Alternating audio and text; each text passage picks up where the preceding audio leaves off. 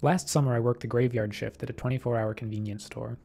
The store was called Quick Way, and I couldn't help but find its name ironic, because at 3 in the morning, business couldn't be more slow. On this particular night, however, time seemed to crawl by with even greater sloth than usual, because, only a few hours after sunrise, I had planned to accompany a friend to Saratoga for the day, before attending a performance by the Philadelphia Philharmonic Orchestra doing a Gershwin program. I thought to myself, I'll be so excited I won't even realize that I've had no sleep. And when my shift began at midnight, I had no difficulty maintaining this optimistic perspective.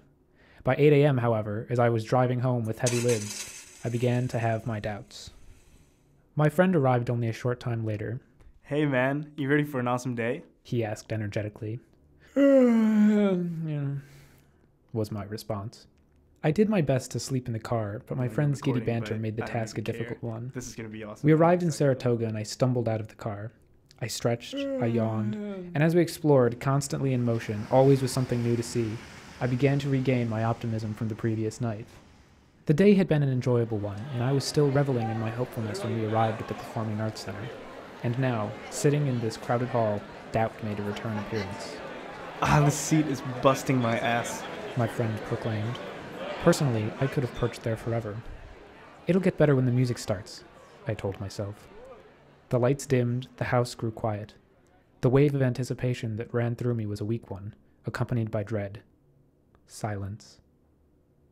In creep the strings of an American in Paris, the flute's not far behind. My eyelids are growing heavier. The marching rhythm of the snare drum can't keep my head from drooping forward. No! No! I can't fall asleep. I've been looking forward to this evening all summer long. My head snaps back to a vertical position. The horns blare staccato interjections, and my vision is spinning. I bring my hands to my mouth and bite my knuckles. I'm fighting a losing battle. I can hardly hear the music anymore. The music which I'd been so enthusiastic to hear for a month and a half. It was all over. No! I will not miss Rhapsody in Blue. I deserve this. I've been busting my ass selling gasoline and cigarettes all summer. I'm gonna be conscious for this. And I am. That final triumphant crescendo feels like a battle cry, proclaiming my victory over exhaustion.